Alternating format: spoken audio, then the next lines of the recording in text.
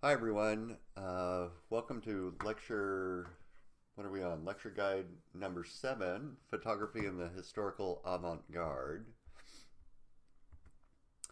For this week, we're going to put together a whole host of things under this label.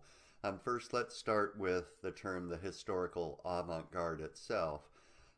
For those of you who've taken art history before, you probably know that avant-garde is a term that's oftentimes used to designate very cutting-edge types of art forms.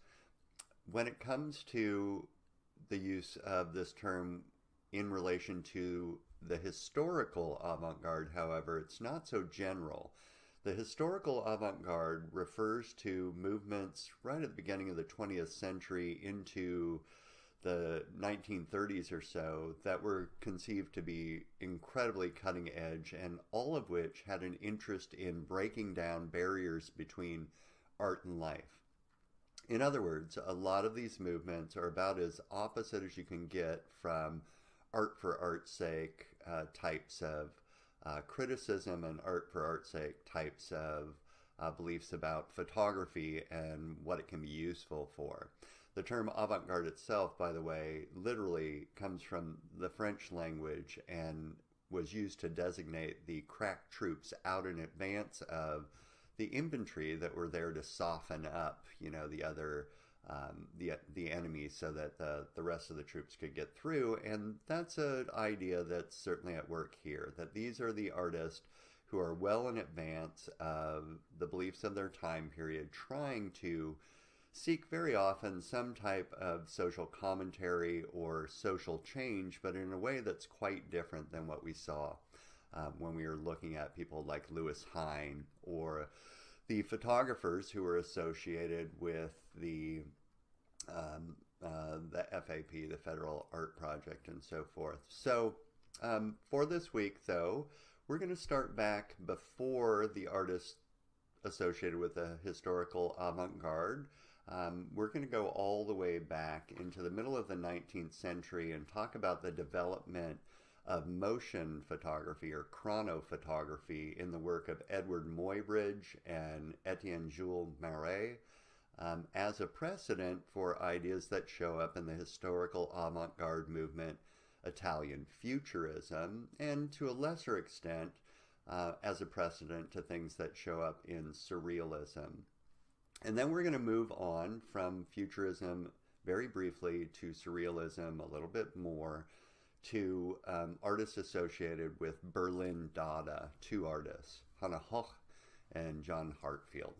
It's a pretty interesting kind of new way of thinking about photography, I think, for this week, and moves us a bit afield from the idea of photography as being an index or photography being very closely tied to ideas of documentary or a purveyor of truth.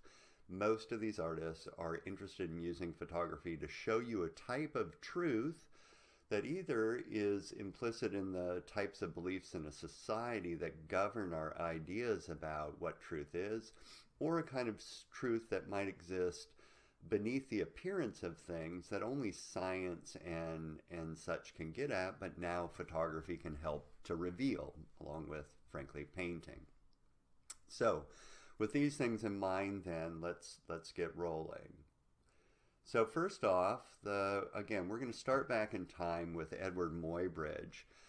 Edward Muybridge is best known as a chronophotographer. You'll see what I mean in a minute here. His motion studies, particularly in the first instance of horses, were the first to prove by using photographic evidence that when a horse gallops, when it runs, all four of its feet, its hooves, are off of the ground at the same time. Now, there had been a couple of other studies at this point that were seeking to prove this, right? Actually, Etienne Jules Maar, who we'll see in a minute, had designed a kind of apparatus that could allow you to see, or rather kind of register when a horse's hooves were touching the ground by putting these rubber balls on them with various different kind of electrical nodes. A couple of other people had tried to design little implements to, and you'll see one of these in a moment, to figure out this kind of question, because it happened too fast for the eye to see. And frankly, at this point, it happens a little bit too fast for the camera to see, and it's going to take years for him to get to it. In any case, let's start where Edward Muybridge started, though, not with motion studies. Edward Muybridge came from England. He was came to the United States and actually trained under a daguerreotypist. He was, like so many of these early photographers in the 19th century, and think of this guy as basically a contemporary of William Henry Jackson and those photographers who are going out there to survey the United States for the U.S. government, which is something that Edward Muybridge will do as well. They're all a little bit of, explorers in their own way. There are certainly, every photographer in the 19th century tried their best to develop the technology a little bit further, and we'll see that Muybridge was very successful at that. As a matter of fact, he is one of the first photographers to develop a kind of mechanical shutter for the camera. In 1869, he did this, and remember, before that, they're just taking lens caps off and putting them back on. And as he needs to develop faster and faster shutters for his motion studies, he, advances that technology exponentially. In any case, he starts out as working for the U.S. government, surveying primarily the Western territories. So he's working at this stage with wet plate collodion, glass plates that take a long time to expose, and of course are they can capture something that's still, but if you're depicting, for instance, as he is here, a lot of sky, you're going to need to use composite printing to get that sky in there and so forth. I'm not going to spend any time on this, really. I just wanted to show you a few examples of his work because we've already covered this to some degree. He's another one of those surveyors, right? And his photographs are meant to show you what is out there in the American landscape. They're part of that kind of pioneering spirit, going out and finding what we have and bringing back that photographic evidence or document to the rest of both the government and the U.S. populace to see what is out west. So these are all pictures, by the way, of Yosemite, beautiful early pictures, and much like the other photographs that we've already seen on this subject. He also traveled up after his trips to Yosemite up to the Alaskan territories, right around the time that Alaska is, being thought of as potentially, a next state. And while he's up there, he photographs many of the native traditions of the people up there, including these totems that you see. But of course, what he's most famous for is that he begins to study motion. And there's a lot of, frankly, apocryphal stories about how this comes into place, and I'll tell you some of these. But that's what he gets known for.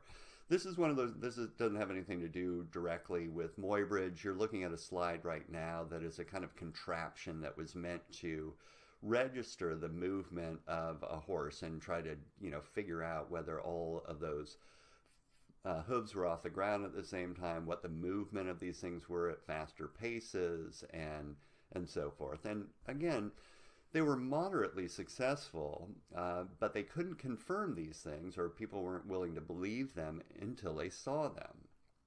So why then did anyone care at all about the movement of a horse? Well, one of the big ones was to get more accurate paintings of horses, right?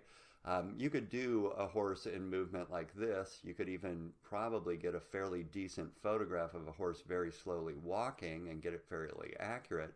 But, and we have numerous examples of going all the way back to the ancient Egyptians of people trying to represent a horse in movement to, let's say, greater or lesser accuracy.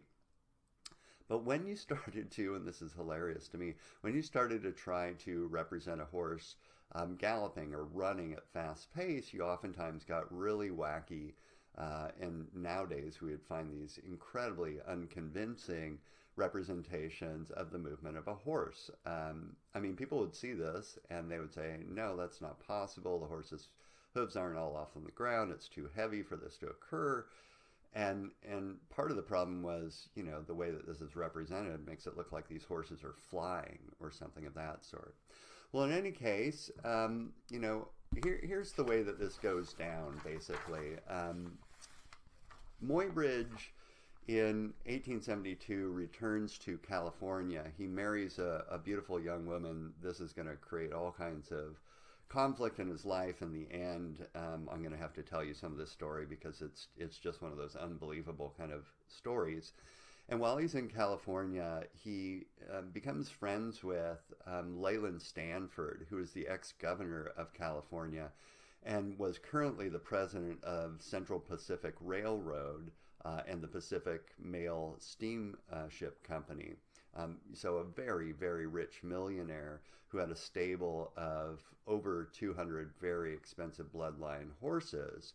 Now, here are three versions of, or four versions rather, I should say, of the rationale for why Leland Stanford apparently hired Muybridge to try to document a horse in motion. One is that, and by the way, these are all out there. Everyone's kind of talked about these since the 1870s, frankly.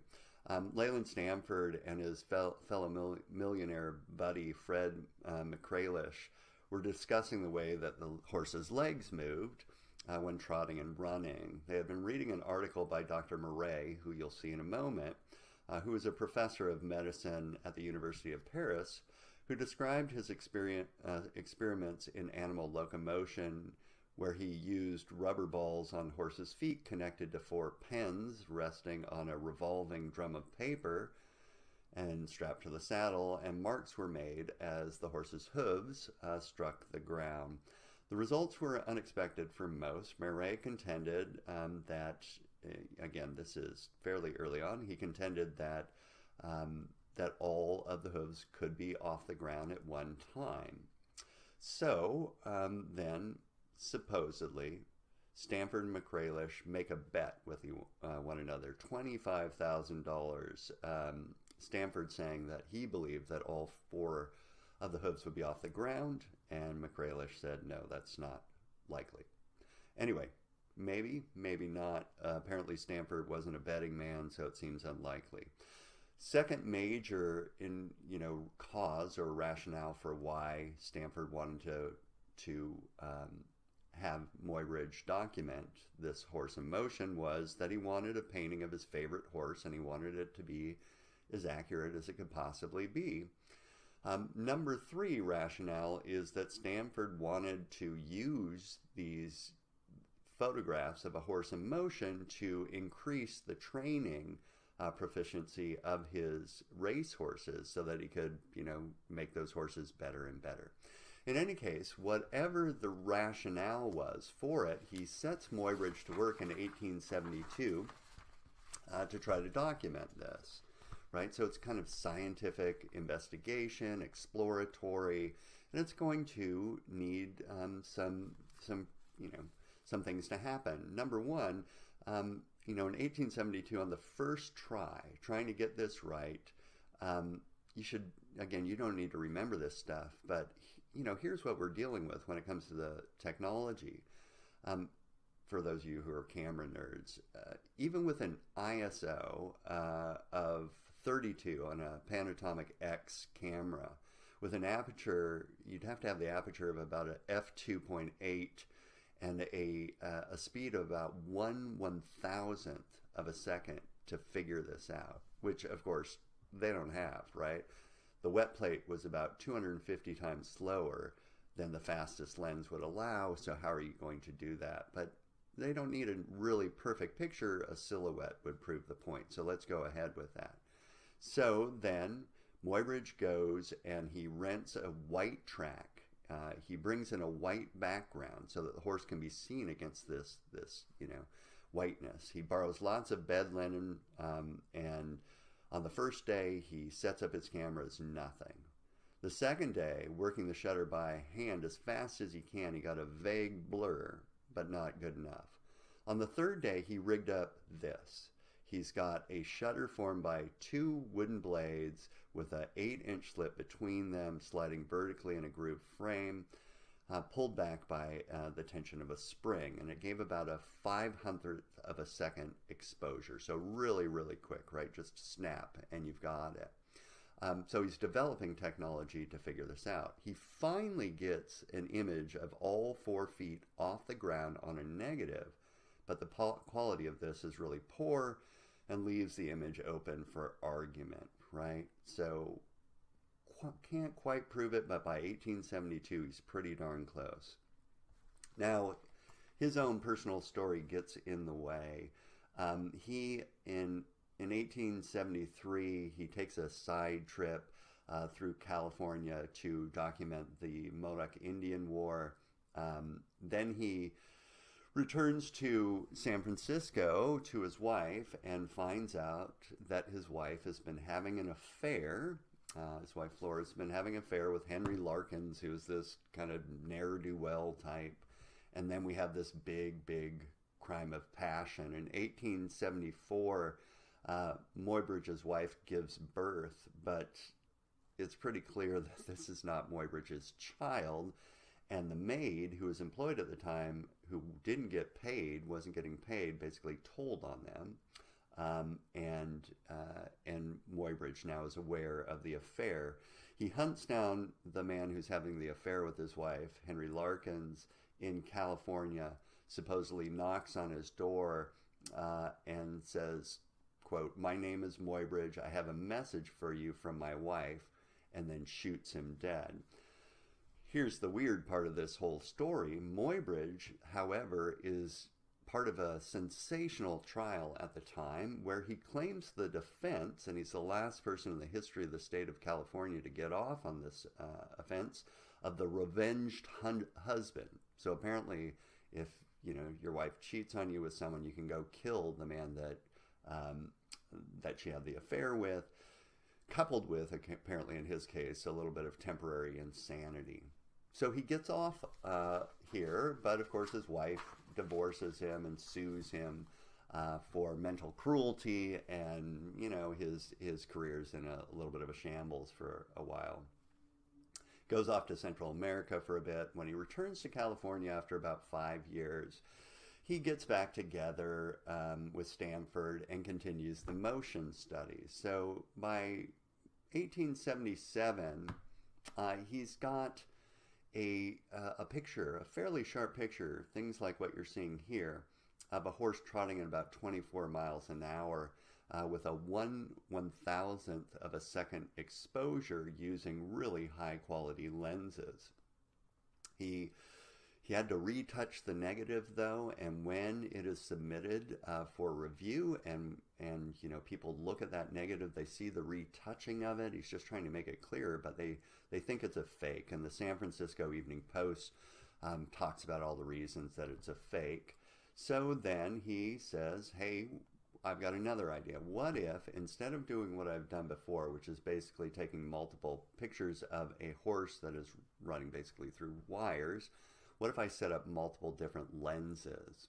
And he sends off to England to get the most expensive lenses at the time, these Dallmeyer lenses that you see here, sets him up in a bank of these lenses, sets up his shutters and so forth. So you have really high quality lenses, very high quality light, very quick shutters now that are moving both this way as well as this way in the same kind of split, but even quicker. And then he sets up this study. Now in this case, as was reported in the Pacific Life magazine of 1878, he said, quote, "The apparatus employed on this occasion was very simple, but yet showing an immediate deal of study, ingenuity, and insight. On one side of the track is a rough shed in which are the lenses and the cameras, 12 in number, and on the opposite side is a huge screen of white canvas stretched over this scantling fence some 30 feet long and 8 feet high, with a backward declination of 60 degrees.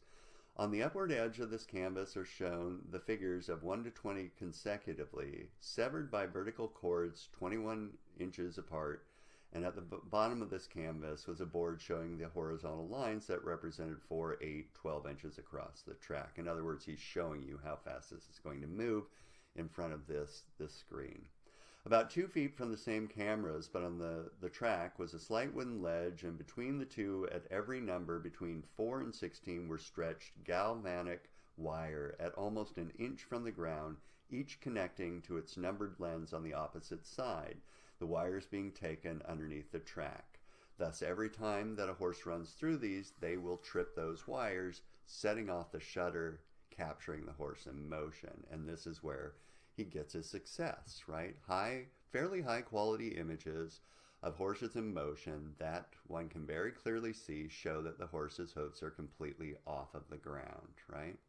Then it's just a matter of developing this and sending these ideas out in the world. They're going to show up in Scientific American, many other magazines, showing the locomotion of the horse, accurate studies of this. Then these things are turned into engravings and so forth and distributed. He even created these little, they're not quite carte de visite, but they're like that. They're little cards that would show you the horse in motion across this screen. And of course, his studies, how he came about this on the verso side of those cards. How did people use this? What did they do with this? Well, it didn't take long until, and this is kind of like the earliest form of the motion picture, people began to view these successive movements of horses and then later people and then later birds and so forth through what was called the zoetrope. Zoetropes are pretty cool. You can see it up here at the top of this page where you can buy this, of course. It's basically a cylinder with little slots cut in it, and you spin it around, and as you spin it around, you can see on the opposite side, in between those slots, are little pictures, each one of the pictures, and it makes it look like something is in motion. So for instance, here's a zoetrope using just the flight of birds, but you could also use images to make things look like they're in motion. Then, of course, technology just keeps developing. Instead of having to have a horse run and trip wires in order to set off the shutters, he contracted with the railway stations and a time clock engineer to create this incredibly elaborate timing mechanism for setting off the shutters of the camera. And then he just, for years and years, and he got lots of scientific grants to do this, did motion studies of just about everything. So wrestlers, boxers, bodies in motion, gymnasts, and so forth. For those of you who are interested in art history, you probably know that Muybridge was the one who introduced Thomas Eakins, who was very interested in chronophotography, to his motion studies because they were both working out of Pennsylvania at the time. So people walking up an incline, people walking upstairs, just everything. You could study the movement of the human body, the movement of anything in ways that you never could before. And think about this. Think about how much of our life is inflected through photography and how much of what we can conceptualize today comes from our ability to look at a photograph and confirm that something that is constantly in motion, constantly moving, can be frozen so that we can see each successive movement and kind of register that individually. Women pouring tea, pouring water, men carrying boxes up ladders, wrestling matches, even things like this, a mother spanking a baby and man taking off his hat. I mean, everything was open to it, and it even got these little jokes. This is called the Bachelor's Dilemma, with the idea of chronophotography and the bachelor looking back and forth between these two women. Over on the other side of the Atlantic in Paris, Etienne Jules Marais was working on the same questions, but let's say more from the standpoint of a scientist. He wanted to use these motion studies to help him solve a number of kind of medical problems. First off, he was actually someone who initially came to photography through his studies of things like he created early types of sensors to basically a cardiograph to check the beat of the heart and the pulse and so forth. He wanted to use photography to study the motion of animals, but also he used it, for instance, to study facial expressions to help people, for instance, the deaf, to lip read by taking successive movements of someone's face saying words, and people who were hard of hearing could use that to study. So here he is, and his big difference was he used completely different technology that gave you a completely different image. He actually had what he called a photographic gun, which you see here, which is a long lens camera that has basically a trigger mechanism that revolves a disc with all of these different negatives on it while the lens is open, and creates these successive images of whatever you pointed at, such as a bird here, or a figure in motion here, or, someone on a pole vault, and so forth. He also used these kind of disc cameras as well, same idea, but a bigger camera here, and you can see the mechanism in the back, 12 different plates that are spinning around rapidly and capturing the successive movements of whatever that lens is pointed at, including, again, his favorite were birds. And the difference, of course, is that all of his images are on that same kind of negative, so you can see them in motion. He also, though, is pretty brilliant. If this reminds you a little bit, if you've seen those ways that modern digital technologies map the movement of, for instance, sports figures to create various video games that are very accurate, by putting nodes all over the body and tracking those. Maar kind of anticipated that in his own motion photography by having figures dress, and you see this in the figure over on the left-hand side, in black, tight-fitting clothing with reflective white stripes on it, so that when he would photograph them against a black screen in the background, you get an image, as you do over on the right-hand side of the screen, of successive movements of a body in space, and you can kind of see the abstraction of that movement. So here's another example of that, and another example of a man getting out of a chair, of figures walking. You could use this for everything. So he's using it for science, and I think most of you know that, of course, when an object is dropped, its acceleration rate is a constant. It's based on physical laws. Here's a ball being dropped, and what better way to kind of inform the general populace about this idea of acceleration than to see this ball. Again, it's being shot at a really quick speed, but at the top the distance between the balls is very close, and at the bottom it's much longer, because by the bottom that ball is going much faster than it was at the top, and you can actually map the speed this way. Or the movement in this case of a long flexible object, to see how that actually flexes and how that moves.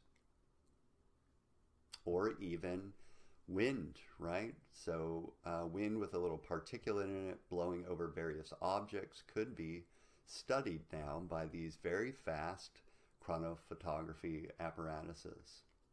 So I'm going to pause here. I'll be right back.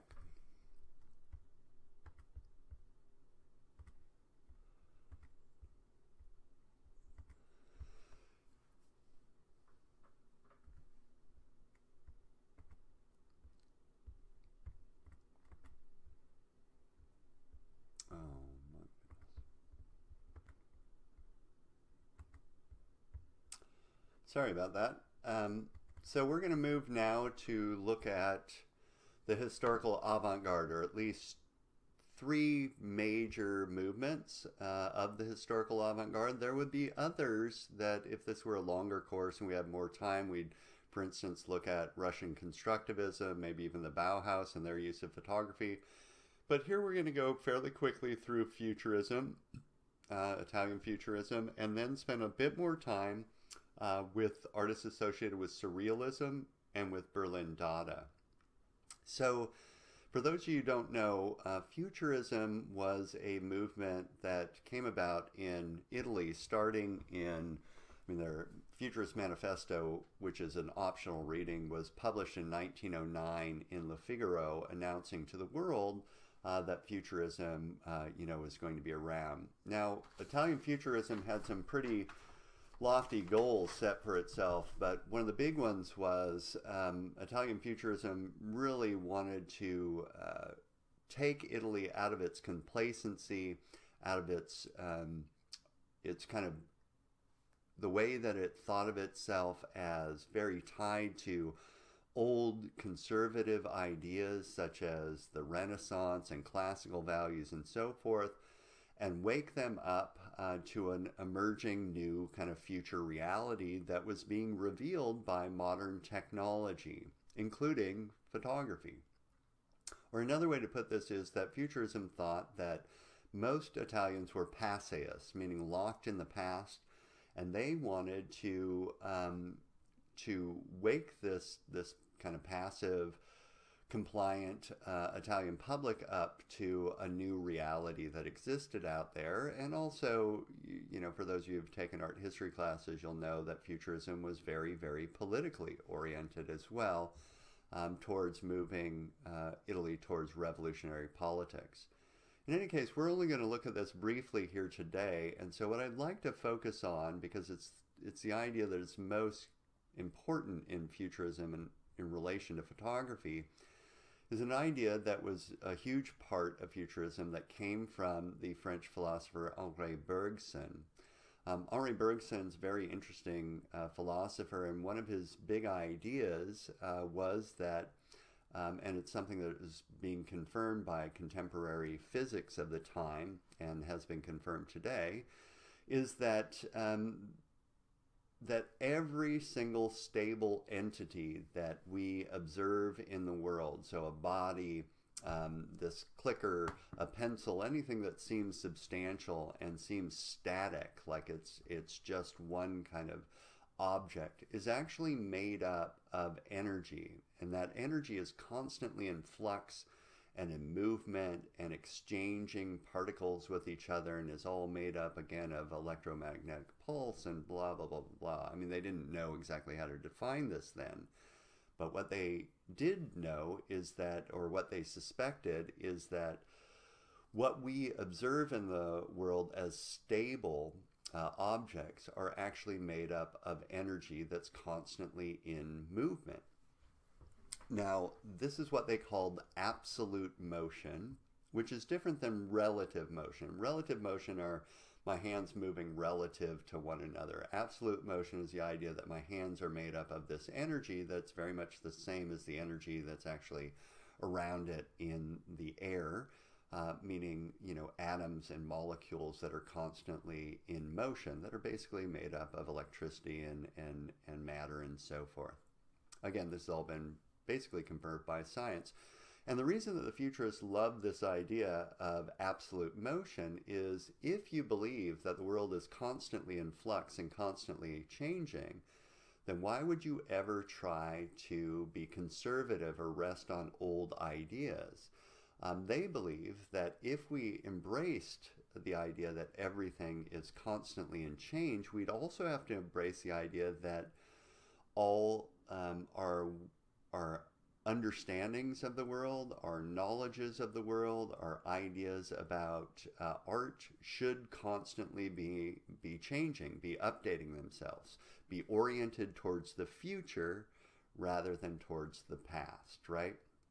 So it's something that on the one hand is a philosophical idea that they believe is true in the world itself, but it's also an idea that they use almost analogically to say, and therefore, because everything is constantly in flux, we as human beings need to constantly embrace the idea of change towards a better and better future. Further, they believe that technology was revealing this absolute motion of the universe in things like photography in particular, which we'll see here in a moment. So, for instance, one of the most important photographers of this movement was Arturo Bragaglia, who wrote a number of manifestos about futurist, what he called photodynamism, and employed photography so as to show you this dematerialization of the universe through absolute motion. So this is a photograph of, and by the way, all of these futurists, of course, are adopting the technology and the approaches of these chronophotographers such as Muybridge and Maar in order to dematerialize objects. Here you see this photograph of Giacomo Balla with his famous painting Dog on a Leash from 1912 being dematerialized, right? In other words, Bragaglia is trying to show you, in a sense, document absolute motion through photography. Eventually, I should say this before I forget, Bragaglia is going to develop some of the first cinematography ever. He's going to basically develop motion pictures. And he'll use this chronophotography in order to show, bodies in motion, but even more importantly, such as in this work called The Fan, the dematerialization or absolute motion of all objects. Now, in a way, the impact of this chronophotography and its embrace by futurism is maybe most evident in the way that it affected painters. And while this class isn't about painting, I wanted to let you know that, of course, things like Marcel Duchamp's famous Nude Descending a Staircase, which we see here on the screen, was influenced by chronophotography, right? Or Giacomo Balla, who's the futurist, dynamism of a dog on a leash. This seems like something you couldn't even conceive of unless you had seen something like Muybridge, or you've seen even probably more specifically Maret's work of everything being in motion and of course dematerializing. Another Balla work here. Balla using studies of movement that look exactly like Maret's studies of movement so as to get his paintings more accurate, right? Here's a Balla work. Here's a Bragaglia photograph of a person playing what looks like a cello here. And of course, this is a Balla work of someone playing a violin. So they're all kind of mutually supporting one another. What I want to spend more time on, though, with you today is the way that photography was used in relation to Surrealism and in relation to Berlin Dada. And so my major character here is going to be Man Ray for Surrealism. He's not the only Surrealist photographer. We're going to look a little bit at a couple of others that are kind of more loosely associated with Surrealism as well, and talk about what the main ideas of Surrealism were. Well, first of all, you've got a reading by André Breton, the first Surrealist manifesto, that you should spend some time with. Surrealism actually came out of Paris Dada in some ways. André Breton was a poet and a writer who was a part of Paris Dada in the late teens and into the early 20s before it kind of self-imploded. But André Breton was also someone who worked in a medical hospital during World War I, treating people who were suffering what was then called shell shock syndrome. Now, shell shock is what today we would call post-traumatic stress disorder. And World War I, which was a horrendous war, of course, led to a lot of people suffering this psychic ailment. At the time, the, of course, preeminent psychologist or psychiatrist he's a psychoanalyst actually, was Sigmund Freud. And so André Breton had been reading a ton of Sigmund Freud, and he decided to take these ideas from Freud and use them to develop a new art form. You see, in a way, Surrealism is not just Salvador Dali and melting clocks and so forth.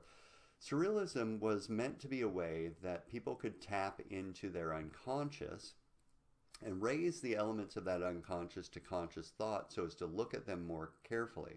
See, the whole idea of the unconscious, the idea that there was a component of our mind that we're not aware of, but nonetheless has some very substantial impacts on the decisions we make and what we like and don't like and what we fear and what we embrace, was a relatively new idea. And when this poet, Andre Breton, came across this idea, he thought, well, isn't it curious that that humankind, and here's Andre Breton's photo by Man Ray, humankind has for so long been curious about the rational mind, but has never really explored the subconscious mind. And if we could explore that subconscious mind and raise it to awareness and fuse it together with the rational mind, we would have what he called surrealism, which literally means kind of like on top of or on or in addition to realism. So the sur part referring to the subconscious. Now, most importantly for Andre Breton, the component of the subconscious that he was interested in was the id. Now, Freud, of course, divides the subconscious into three parts: the superego, the ego, and the id. And most of you have come across these terms before. The superego is kind of like the moralizing voice in your head that says, you know, you shouldn't do that. The ego is your sense of self that's deeply centered in your subconscious. The id, however, is described as a kind of primordial force, a almost boiling cauldron of all your primal desires and fears that runs unchecked. It's just completely beholden to what Freud calls the pleasure principle, right? It just wants what it wants without anything getting in its way. So it's, you know, when you have a horrible thought in your head about doing something that otherwise would be morally reprehensible, that's your id talking, right? When you have desires that you're like, oh, that's something I would never tell anyone, that would be your id talking. So Freud, you know, had talked about this quite a bit, and Andre Breton and the Surrealists were interested in, above all else, tapping into the id and bringing it to consciousness. Now, they did this in a number of different ways. One of the ways earliest on was to really hypnotize each other in that old school way of like ticking stopwatches in front of your eyes and you're getting very sleepy and so forth, because when you're in that very meditative state, the contents of your id are more likely to come out into the open. And they did that for a long time, and then they kind of practiced forms of almost self-meditation to put themselves into this really relaxed state. And then once in that relaxed state, to allow themselves to free associate in various ways. This is a big part of Freudian analysis, of course. Lie on the couch, get relaxed, and then just let anything come out of your mouth.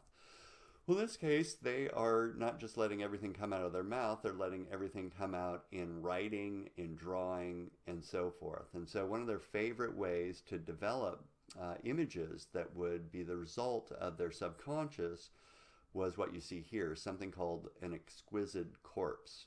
Now, an exquisite corpse is a drawing that is made in successive stages. In other words, part of this drawing is covered up so that one person draws, for instance, the very top of this, if you follow my cursor, to this part, and then it's covered up and you only see the very, very bottom when the next person starts drawing this part, and then, you know, each person adds on to the image until you have this composite image that is somehow the result, the surrealist thought, of the processes of the id.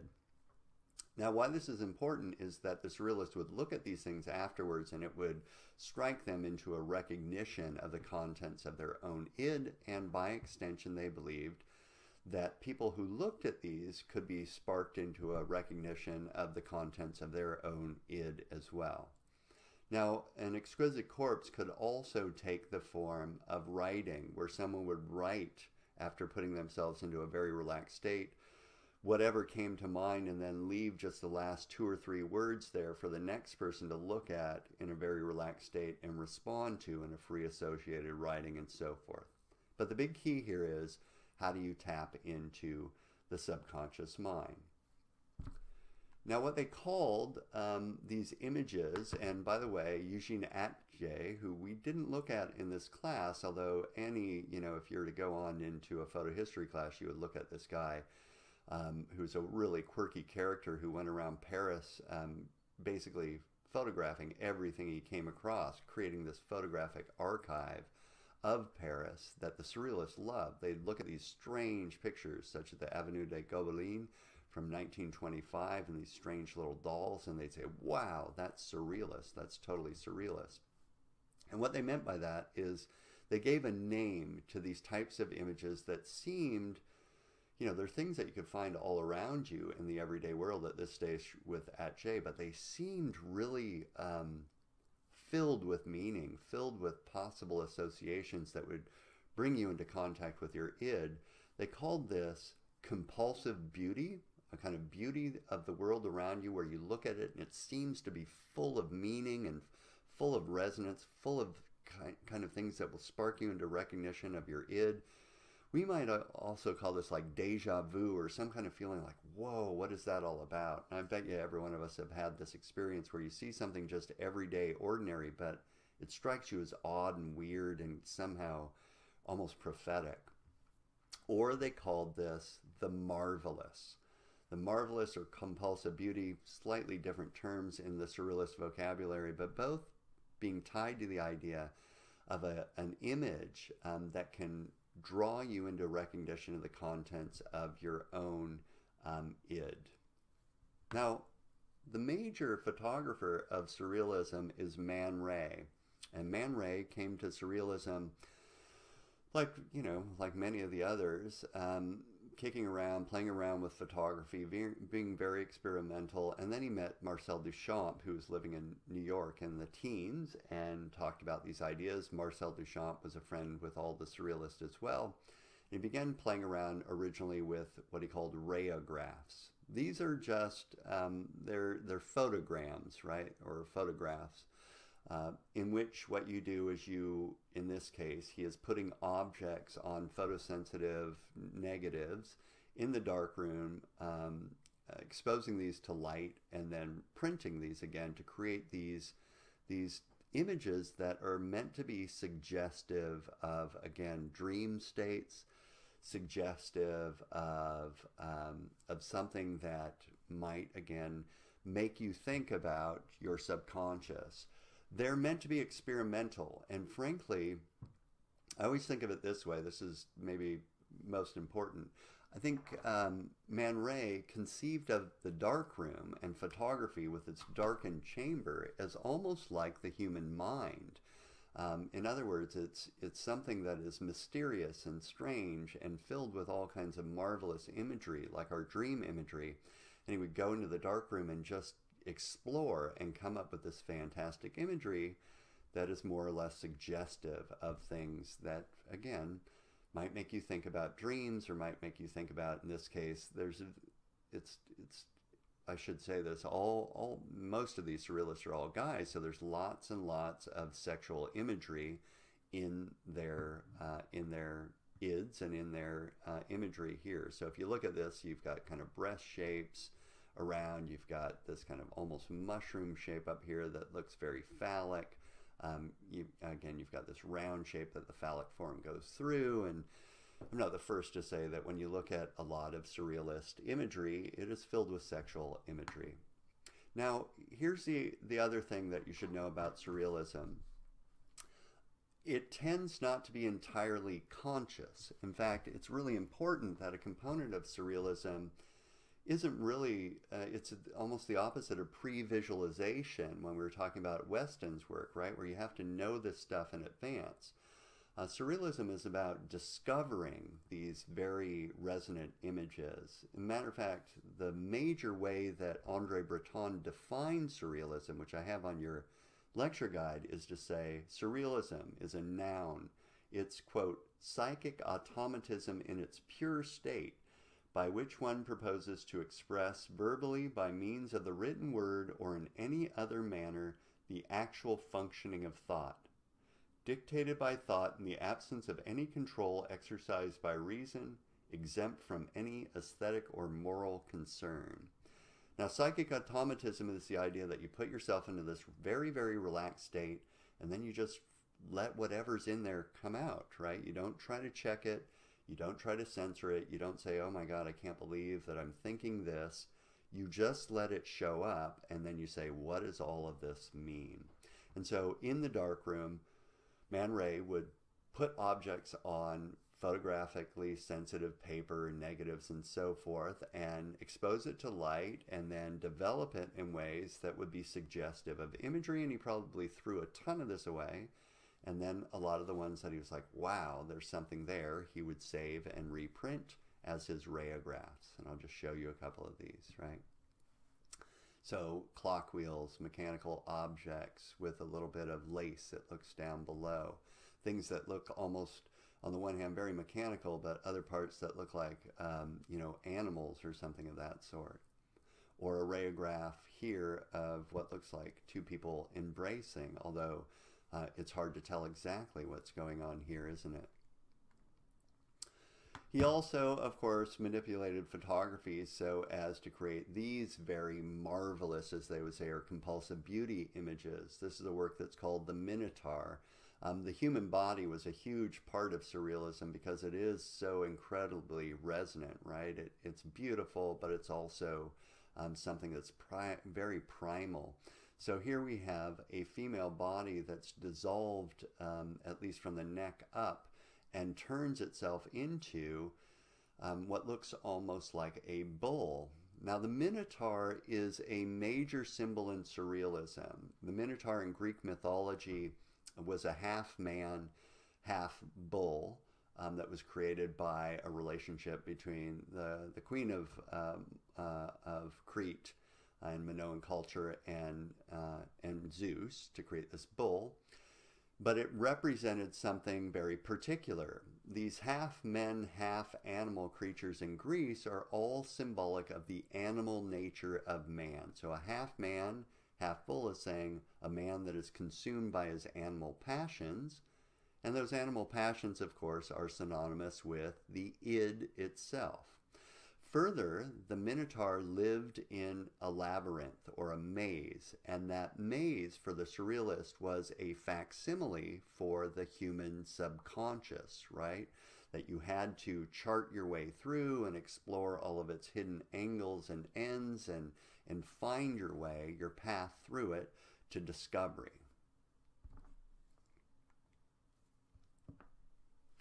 Surrealist, you know, this is Man Ray's work of Kiki of Montparnasse, who is a famous kind of burlesque figure and one of the favorites of the modern artist of the time. He is, of course, here juxtaposing her face with a African mask in order to draw ideas, draw correlations between the id or the subconscious and what they would have said at the time, primitive cultures, what today we would say are traditional cultures. Some of you probably know, certainly if you've taken an art history class before, that a lot of painters were influenced by various traditional cultures mass, and they always called this primitivism, right? What they believed is that these tribal cultures, these traditional cultures, were much more in tune with their kind of the primordial forces that really mattered in the world rather than materialism and trying to get ahead. And so when they saw these things, they absolutely embraced them. And we see the photographer doing this as well. And doing it in a way, now this is printing this as a negative, it's a reverse print, in a way that is meant to draw our attention to the hidden forces that underlie all of these objects. As I said before, the surrealists were very interested in things that were not censored by the rational mind, because these were products of the id. And so writers such as the Marquis de Sade, who talks about sadism and kind of sexual experimentation and things that were off limits for, let's say, polite society to talk about, were authors that the surrealists were very interested in. After all, the id is filled with uncensored sexual desire. And here we have him juxtaposing a picture of, the rear of a woman with an inverted cross here to make his point. Or prayer here. These are meant to shock you to some degree. They're meant to be provocative, right? Associating something that is very sexual with something that is religious, and making us think about religious mores and how they constrict our way of thinking about sexuality was absolutely something that the Surrealists and Man Ray were interested in. This is a pretty famous composite print by Man Ray called The Violin of Ang from 1924. It's a beautiful woman who has been turned into a musical instrument by these, musical frets on her back here that have, of course, been composite printed, and it's a reference to a famous work by Ang, or rather a series of works by Ang, in which women, nude women, are associated with musical instruments in an age-old metaphor that has been around in art for quite a while, that when you see musical instruments in the hand of women, it's almost always symbolic of sex, of love-making. And then I just wanted to show you some of these extraordinarily, they're just weird prints that are supposed to spark you into a contemplation of your own subconscious. So he's taking composite images of nude women here, contact printing multiples of these, and messing around quite a bit in the dark room to create something that is supposed to be, very, very provocative to you tomorrow. These composite prints of multiple different body parts, body parts dissolved by shadows. Then some of his more famous prints, close-ups of eyes with these gelatin orbs looking like tears.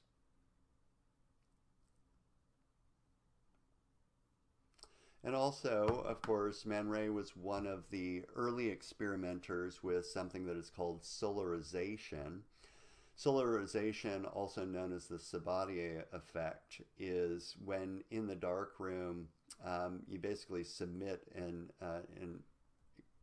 image, a negative, that has already been exposed to light in the development process, and it kind of reverses, at least partially reverses, some of what should be dark versus what should be light.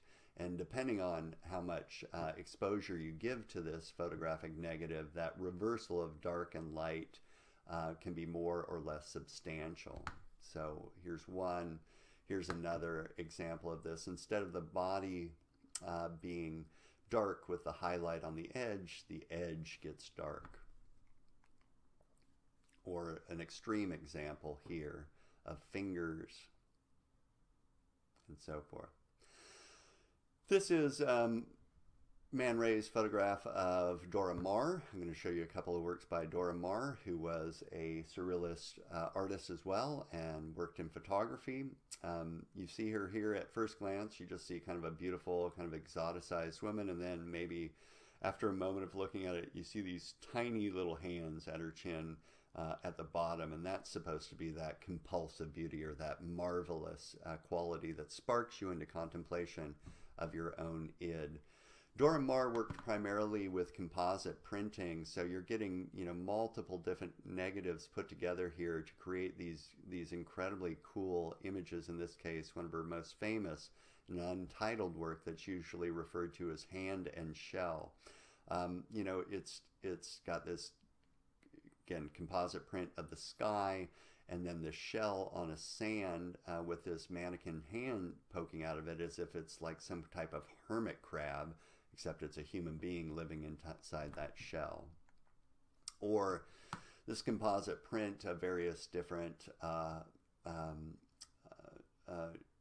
infant animals, an armadillo and something else, put together here to create this strange hybrid creature that existed at this point only in people's imaginations, in their dream states, or in photography that could create these marvelous images. This one's known as Pere Ubu, based upon a famous Dadaist reenactment of a play called Ubu Wa. Then I'm also going to ask you, although it's on the outskirts of surrealism, to look at the movie that I have linked on the Canvas page, created by Louis Bunuel and Salvador Dali, called Chien, Andalou, or The Andalusian Dog, from 1929. Remember, this is meant to upset you. It's meant to be images that come out of dreams, and it's the use of imagery, in this case cinematography, to get to surrealist ideas. Some other artists that were associated with surrealism. Surrealism was a really loose organization of artists who sometimes were doing very surrealist things, sometimes doing other things. One of them is Bragaglia, and Bragaglia is best known for taking photographs of the oddities and nightlife of Paris in the late 20s and 1930s, including Bijou, a cross-dresser from Montmartre here, decked out in all of her finery. This is supposed to be showing you pictures of kind of the dark side, maybe the expression in a way of the human id in humanity. Or a pickup near Les Halles, you know, here is probably people getting together here. Or the nightlife, Galley Soirée at Maxim's in Paris. So these extraordinary pictures of the Paris nightlife during the 30s, and in this case all the way into the 1940s. Maybe one of the most famous photographers of this era, a man who goes on to do a million different things in his career, but early on was associated with surrealism, is Henri Cartier-Bresson. Cartier-Bresson is famous for saying that photography is all about, quote, the decisive moment. And what he meant about the decisive moment is that photography, of course, can capture that one moment in time, but for him, that one moment has to be expressive or show the potential of multiple other moments. Get that one decisive moment that nonetheless kind of sparks you into awareness of all the other possibilities of the narrative that go along with it. And what I mean by that is, again, in the late 20s, 1930s, he's creating these pictures that look quite a bit like Eugene Atget's work, of this strange kind of looking down a staircase that has a bike, in this case, riding by, that for me anyway seems to imply a whole story of what's going on. Is someone going to run down those stairs? Who is the biker? What's going on here? And he just kept playing with this. So for instance, a few years later, he created this composite image known as Untitled in Paris, of a very suggestive scene of a strange kind of moody lighting here. It looks like someone running out over a waterscape, all of this reflective light. What does it all mean? He's capturing this one moment in time that seems to imply so much more. Or, in the 1940s, he took a number of scenes that were highly suggestive, again, of larger narratives, and all of this, in this case, emotion that you see here. An accused Gestapo informer in Dessau, Germany, in 1945, right? So look at this. Just kind of wander through all the expressions here, and that look on the woman's face, who is kind of delighting in the fact that she's outed this informer, out of this accused informer, and everyone else around this, and how much emotion is all kind of built into this one image, this decisive moment picture, right? In the later 40s, all of these really cool photographs of people that, again, have this kind of resonance, this feeling of much more going on, like this Tibetan monk here amidst all of the trees, and the way his hands look like almost extensions, or those trees look like almost extensions of his fingers. Or I'd like to move now over to Dada, and look at a couple of artists' works that are associated with, in particular, Berlin Dada. Berlin Dada is a movement that cropped up, obviously, in Berlin, just following World War I. Dada itself cropped up in Zurich in Switzerland during World War I. But this movement has all of its own qualities, and photography played a major role in this. Not the type of photography that we've really been seeing so far. This is oftentimes photography that is found photography. Hannah Hawk, for instance, who we're going to be spending quite a bit of time with, was an artist who basically created what most people call photomontages, meaning collages of photographs that she got elsewhere. She isn't taking these photographs, meaning snapping the pictures herself. She's taking photographs out of the everyday world around her and using these in her own photomontages to make commentaries on the world in which she lives. Now, excuse me for a minute while I pause.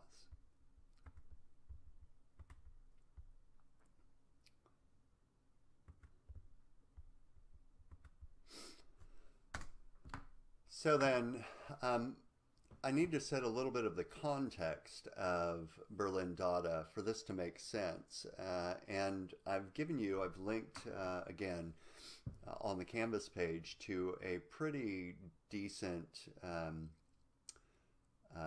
little video by the Khan Academy about, on the one hand, the context of Berlin Dada, and on the other hand, a famous work that we'll be seeing in a moment by Hannah Hoch, called Cut with a Kitchen Knife. So you might want to look at that as well. Certainly spend some time with that.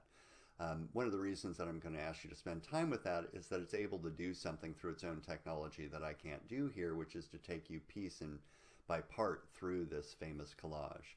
In any case, the context of Berlin Dada is important because Germany at this stage, at the beginning of the Weimar period, is a country that is in quite a bit of chaos.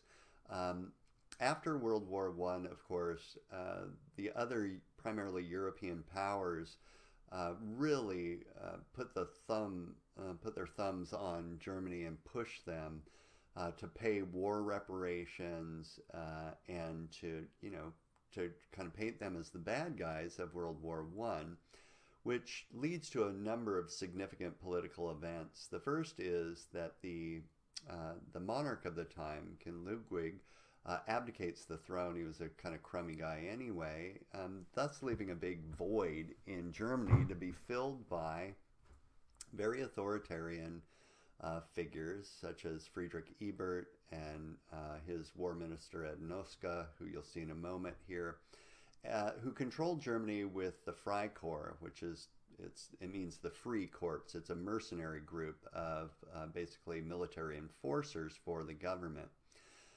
In any case, the Berlin Dadaist and Dada in general is very contestatory. It's a movement that's interested in politics and using art to critique society and to move society in the direction of things that they think will benefit society. And all of the Berlin Dadaists, including Hannah Hoch, were very liberal, very much inclined towards what at the time was the Communist Party in Germany, known as the Spartacists, which was run originally by Karl Liebknecht and Rosa Luxemburg, although these two major communist leaders were captured and imprisoned and tortured and eventually executed. So the people that are most aligned with the Berlin Dadaists are, of course, people that had been subjugated to this incredible torture by the power structure of Germany at the time. The other thing that's going on at this time in Germany, and will continue through the 1920s, is that the German economy is just basically in the toilet. War reparations have made it really difficult for anyone to earn a living. By the late 1920s, the unemployment rate is hovering up about 50%, and inflation is going up just astronomical amounts. 1 week in particular, inflation went up almost 500% just in a week. So it's a very, very difficult political and social time here. And the Dadaists are on the one hand trying to make sense of it, and on the other hand criticizing the power structure that's allowing this to occur. Now, Hannah Hoch's work, as I said before, are what are called photomontages or collages, meaning that everything that you see in this work that's called cut with a kitchen knife data through the last Weimar beer belly cultural epoch of Germany, has been cut out of another source and pasted in this large format photo montage. Now, the first thing I want you to know about these works is that they are the exact opposite of all of the arguments that you heard early on this quarter about why art is art. Dadaists didn't care about the idea of an artist being special. They didn't care about the idea of an artist knowing more than other people or having skills that other people didn't have. In other words, they didn't care at all about whether a photographer had to insert him or herself into the photograph to make that art. Instead, the way they conceived of art is through its instrumentality, whether it's going to be useful or not for a particular cause. And so when someone does something like this, where they're just cutting photographs out of one source and putting them onto the surface of, a larger photo montage, they are at the very start criticizing the idea that artists are special, right? That art is special. It doesn't take, in other words, very much skill to cut and paste images. Most people can do this. But the bigger thing that I want you to know about photo montage is the way that it means, the way that it has significance. A photo montage starts with something that we've been dealing with over and over again in this class, photographs that have their own relation to an original context. In this case, what we're looking at is a huge field of photographs that most Germans at this time could have looked at, and they certainly would have recognized who the people were or who the objects are, but they probably could even recognize where these images originally showed up. Like what magazine in relation to what story. I mean, these would have all been very familiar to people. And so when Hannah then cuts these images out and appropriates them, takes them from their original source and recontextualizes them in this photo montage, what she's doing is she's taking an image that already has a meaning attached to it that most people can recognize. This means that. This is where this was shown. So when we see it, we would, at least if we were part of this original culture and could recognize these, we'd say, oh, this is this person from that particular, photo essay or that particular article or used in this particular kind of advertisement. That meaning exists for us. But we also see the way that Hannah recontextualizes that original meaning in relation to this new meaning that accrues in this collage. Or another way to put this, and this will become more clear when we look at a few examples, is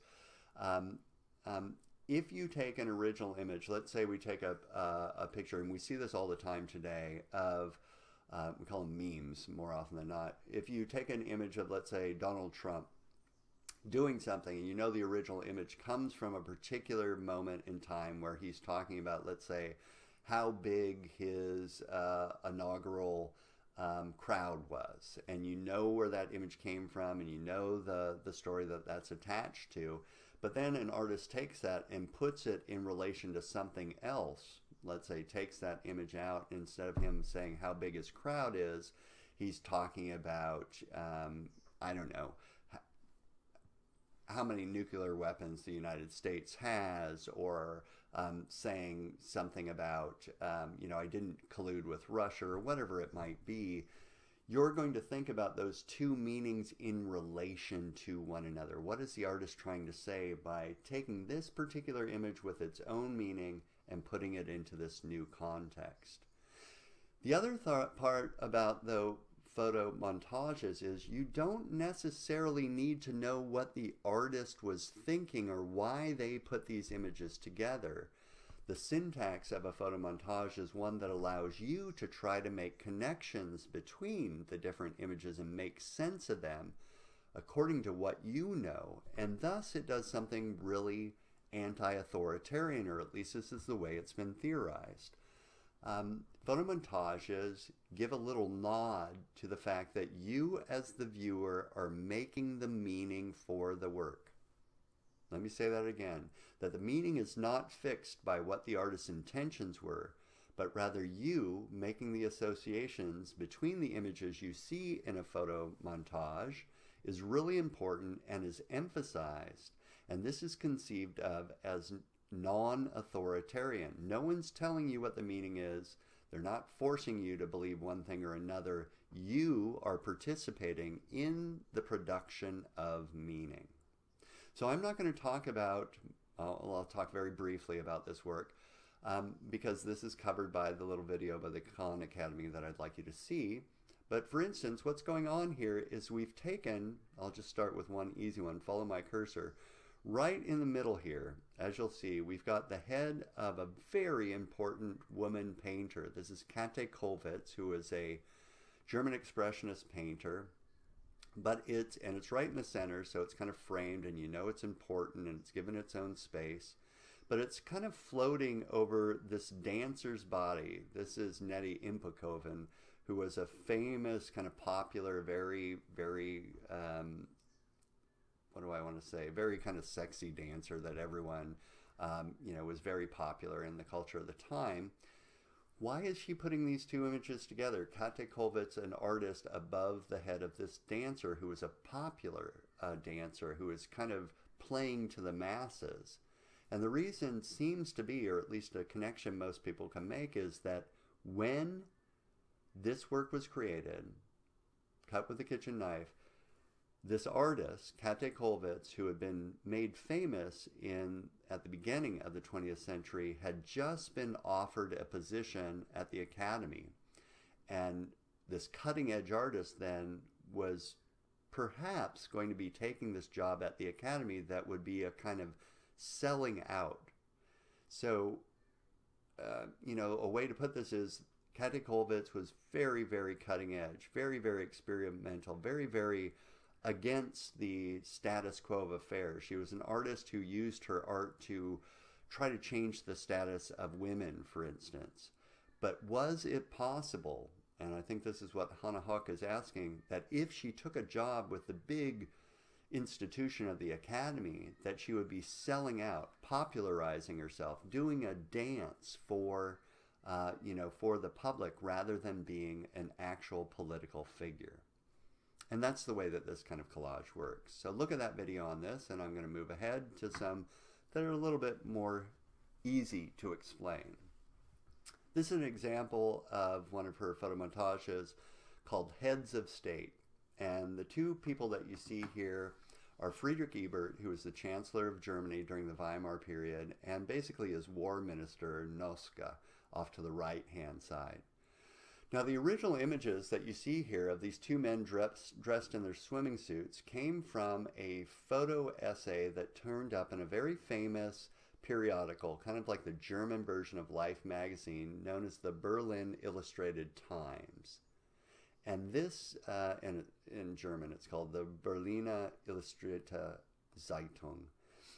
Now, this original photo essay was basically occasioned by these two figures, Noske and Ebert here, in order to make them look more like everyday guys. See, the photo spread had them up in a hunting lodge, hanging out with their buddies, drinking beer, swimming in the lake. It was supposed to make these two guys that a lot of people thought were basically crooked, very dishonest, and certainly highly militaristic and authoritarian, look like everyday Joes. And basically it was commissioned by these two figures to make them look better. It's what later Walter Benjamin would call the aestheticization of politics, which is, of course, something that fascism was particularly good at. So then Hannah Höch sees this, and, she probably recognizes right off, this is the use of photography to make these guys look good, to tell a story that makes them look like everyday people. And instead of allowing that to exist just in that realm, she cuts these photographs out that everyone would have known the original source of these images, and she recontextualizes them in front of a scene that she has drawn, a make-believe scene of a beach with women with parasols and flowers and foliage and butterflies and a little wave up front. And she calls it Heads of State. And what do you think she's getting at here? I think what she's trying to say is this all fiction, that the use of these original images in that photographic spread to make these guys look good is a beauty pageant show. It's fictional just in the same way that this fictional drawing behind them makes it seem like a beautiful beach scene. That all politics is a kind of beauty pageant where people promote ideas that are not really authentically true. Or Hannah Hawk was a woman who was very interested in women's rights, and here she is in a work called Da Dandy, cutting images out of, again, local magazines, including the Berlin Illustrated Times and other sources, and putting them all together in a work called Da Dandy. Now, a dandy is someone who dresses really nicely, follows the fashions of the time. And what Hannah Hawk seems to be getting at here is a critique of what was known as the New Woman in Berlin at the time. Now, the New Woman was an idea that was promoted in various parts of the world, but in particular in Berlin, who was a very independent woman, right? Berlin had just instituted suffrage for women, and so they could vote. Women were, part of the workforce now, could go off and get their own jobs. They were independent, they were strong. It was promoting the idea, at least on its surface, of feminism, right? Early first wave feminism. However, what Hannah Hawk seems to be wanting to point to here is that the idea of the New Woman, as good as it is, was also a little bit of a fiction, a little bit of a marketing tool, a way, for instance, for various manufacturers to sell to women things that would make them even more independent. And what I mean by this is what you see here, more often than not, are women with, again, emphasis on the eyes and the makeup of the eyes, emphasis on the lips, emphasis on the clothing they're wearing, the shoes they're wearing, the jewelry they're wearing, and so forth. And these are all things that were marketed towards women to, like, as fashion accessories to make them even more independent, right? To make them seem like the successful new woman who could buy her own stuff and express herself. But it's all part of the industry of fashion to sell to these women these ideas. What a lot of feminists pointed to in Hannah Hawk's work starting in the 1960s was that Hannah Hawk seemed to point to the idea that woman was a construct, that the idea of women that women and men buy into is in part a fabrication of various representations of women, many of which come through advertising, such as here. Or another way to put that is, this promotes the idea of a woman as beautiful eyes, beautiful lips, fashion accessories, the right kind of shoes, as those things that are esteemed from women, which then women internalize in themselves and play out. But they're doing it all so that these, or they're not doing it this way, but advertising is doing it for this cause, so that advertising can sell the products that they want to sell to someone. Or another example of this type of idea, this is a famous work by Hannah Hawk, again a photo montage called The Bourgeois Couple, or Bourgeois Wedding Couple sometimes, subtitled The Quarrel from 1919. And what we see here is, let's say, the typical middle-class couple. A woman whose head is a baby's head, who's made up of this kind of undergarment that's a slimming, it's almost like Spanx or a slimming garment that you wear underneath your clothes so that you have the right shape, and then these fashion accessory boots. And the man over on the other side is clearly an athletic figure, but instead of struggling to throw a discus or something of that sort, he's struggling under the weight of this giant woman's hat. So what is this about, right? What sense can we make of this? Well, one thing that we might say is that, they're having a quarrel that is referenced by the two letters P-O, which in German are a slang term for a little spat. What are they fighting about? Well, maybe what they're fighting about, as many interpretants have put it, is the changing status and roles of the genders.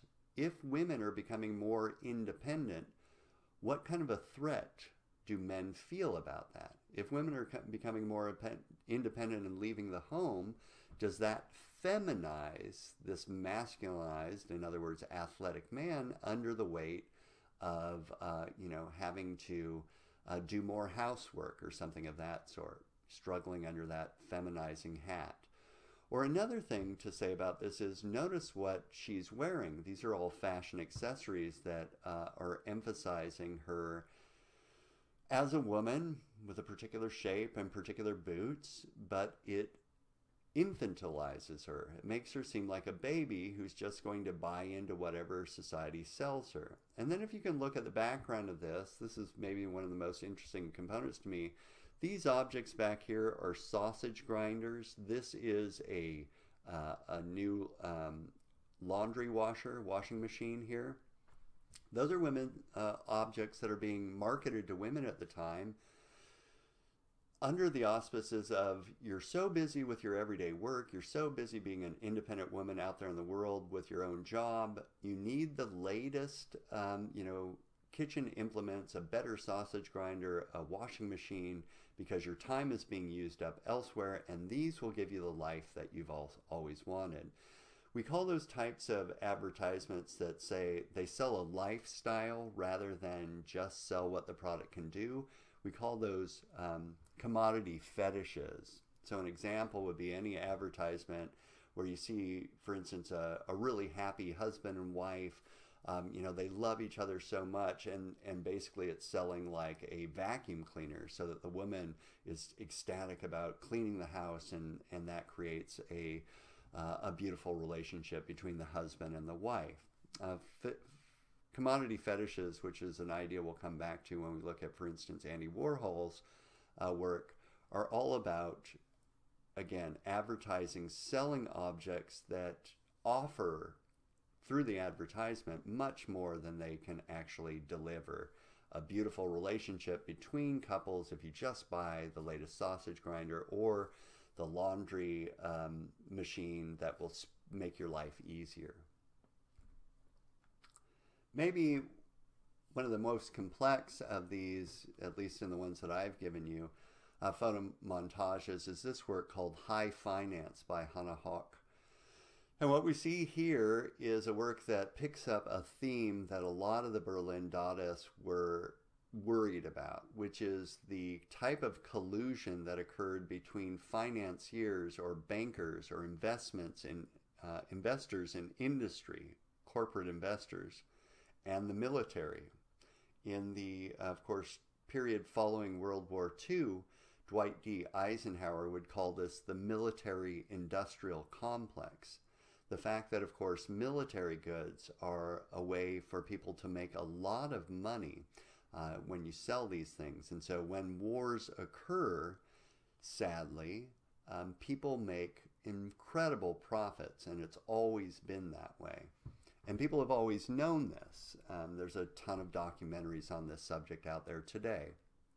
So what is going on here? Well, one of the things that happened following World War I is that all of the German factories that had been created to create weapons and munitions and so forth were forced by the Allied European powers to be retooled so that they could only create everyday consumer items, which we see here.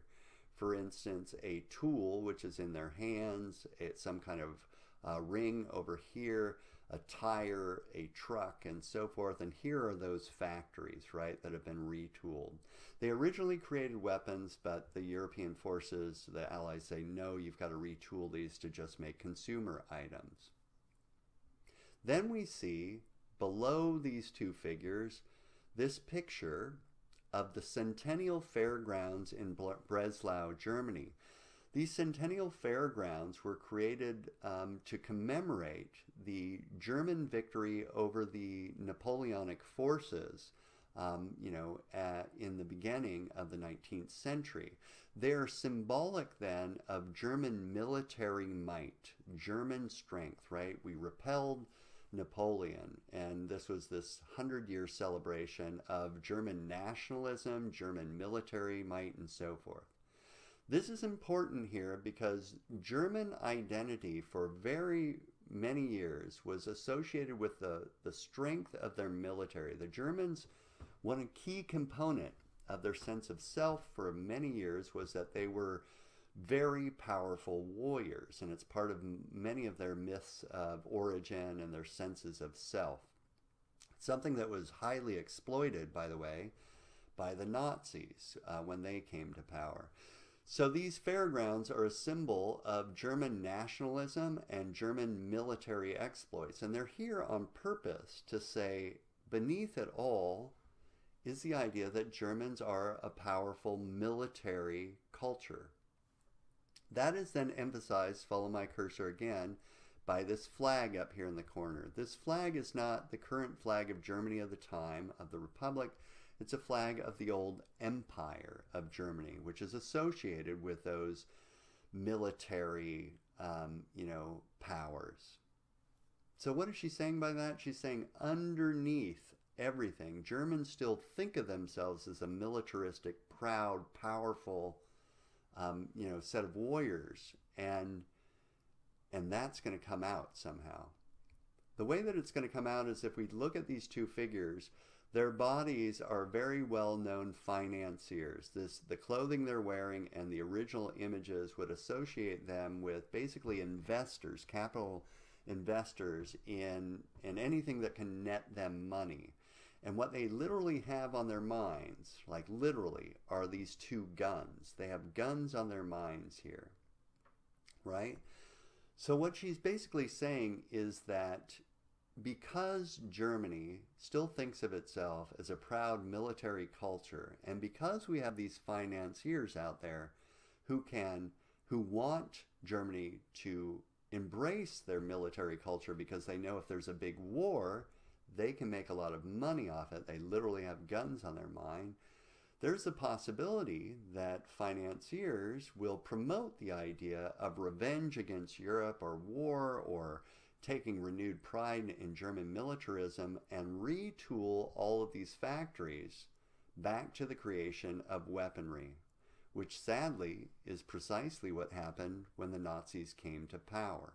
So this is a big critique of basically what today we would call the military-industrial complex in Germany.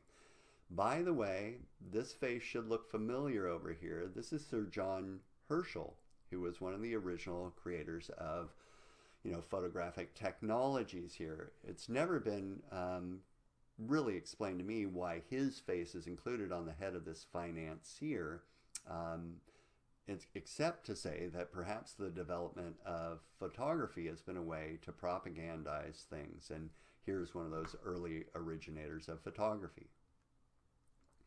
Let's end this lecture today with John Hartfeld.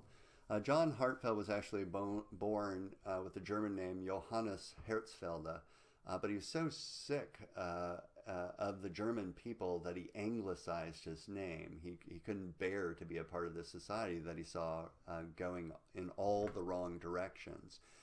John Hartfeld also worked with photomontage. One of the big differences between his photomontages and what you've seen in Hannah Hawk's more collage-oriented work is that after he would create a collage of different photographs, and whether they be actual cutout photographs or photographic negatives, he would photograph that collage again so that he could have a photo negative of the original collage that he could reprint multiple different times and publish in various venues, which he did over and over again. We'll see some of those. His work's a little bit more straightforward than Hannah Hawk's. It takes less to read it. It's a little bit kind of easier to get at. This is a work from 1924 called After 10 Years, Father and Son. And what we see in the foreground here is a very famous German military general. You don't need to remember his name here. in front of all these skeletons, right? And all this has been created with either a composite negative or a collage that then was photographed. And then down below we see these young men, and I couldn't even call them men. I don't know how old they are, anywhere from 8 to maybe 10, 12 years old at the oldest. And they are marching with the guns on their shoulder in full uniform. This is reference to something that was happening at this time. The German equivalent of, they're known as military youth, the German equivalent of, in the United States, what we would call the Boy Scouts were these military youth organizations that promoted German nationalism, promoted the idea that to become a real man, you kind of worked at being a good soldier, that eventually you would go into the ranks of the army and, become a military hero. You know, it's kind of a scary thing to think of young children being groomed to be great warriors at this age, but it was part of the culture in Germany. And what, of course, John Hartfield has pointed out is that when we perpetuate these ideas of the heroism of the military, especially only a few years after World War I and its devastation, it's inevitable that these children will end up like their fathers, many of whom were killed in the war. This is John Hartfield's kind of equivalent of the work that you just saw by Hannah Hawk called High Finance. This one's called War and Corpses, The Last Hope of the Rich. And what he's done here is he's created a composite of a jackal, a scavenger, with the hat and the necklace of a German financier and frankly a nationalist here, who is on top of an actual photograph of the dead in the trench warfare of World War I. And he's basically saying, you know, these wars are the way these nationalist financiers get rich, and it's their last hope. And if they don't get another war, their time would end. But of course, they are angling for these wars so that they can make money off of it. John Hartfield also took on the National Socialist Party, or the Nazis, in a number of his works, many of which were published in the German Illustrated Times, or AIZ. So for instance, Hermann Goering, who was one of Hitler's right-hand men, is here, and he is called Goering the Butcher, here with a giant cleaver in his hand. And in the background, we see the Reichstag building burning, which I'm going to return to in a moment. Here you see a work by Hartfield, which is an admonishment or a kind of warning to the French people. Some of you probably know this. When Hitler marched into Paris, the French were no match for him. They kind of rolled over very quickly. Now they had their form of resistance, to be sure, but they established in Paris a sympathetic government to the fascist government known as the Vichy government, which was run by a man by the name of Pere Laval, who is being pictured here in the form of a rooster with this hat on its head that's a symbol of France. The rooster, by the way, is a symbol of France. That's why they have it here. And of course, the caption for this work, with Hitler behind him sharpening his knife, is, "Now don't be scared, he's a vegetarian," right? Don't worry about it. It's all going to be fine. Which was him, basically, Hartfield, that is, criticizing the French for believing if they just played along with Hitler, it was all going to be fine. So to return to that image of Hermann Goering, what we see here on the cover of a magazine, the German Illustrated Times, AIZ, which, by the way, was a magazine that was basically its audience was the working class in Germany, which is the same class of people that the Nazis were going after. We see on the cover of this a John Hartfield work called Nazis Play with Fire, and it shows a picture of Hermann Goering burning up what looks like the globe.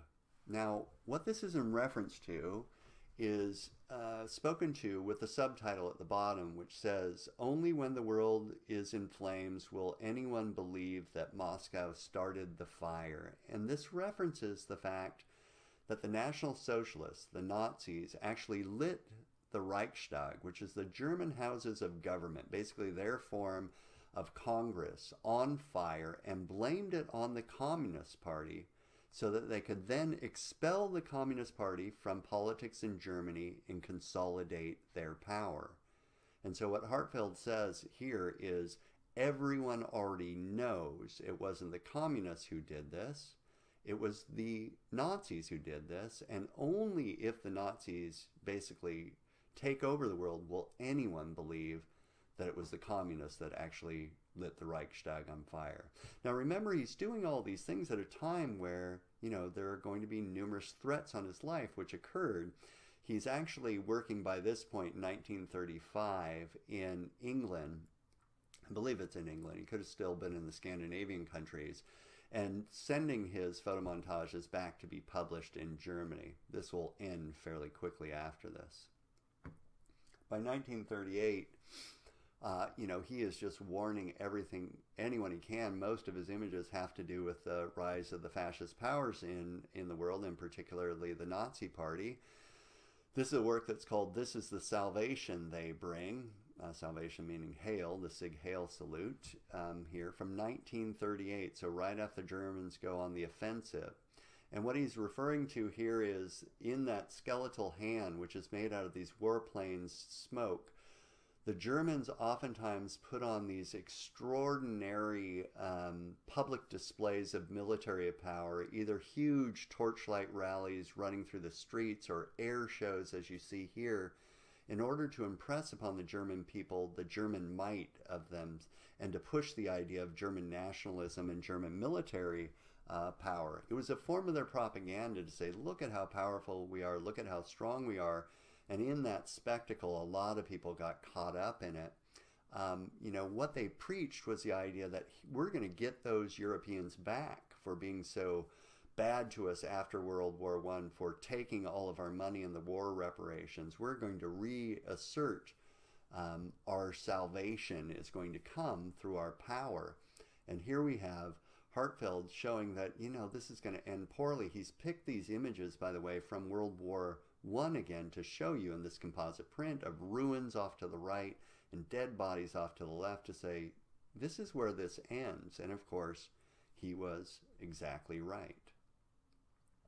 Well, I hope you've enjoyed this lecture for today. I wanted to give you a lecture that, you know, took photography in a little bit different direction, thought about photography in the sense of using it very overtly as a political tool, not in terms of a documentary. These people don't think of these photographs really in relation to the documentary. They think of it as a way to change people's attitudes about the world that they live in. All right.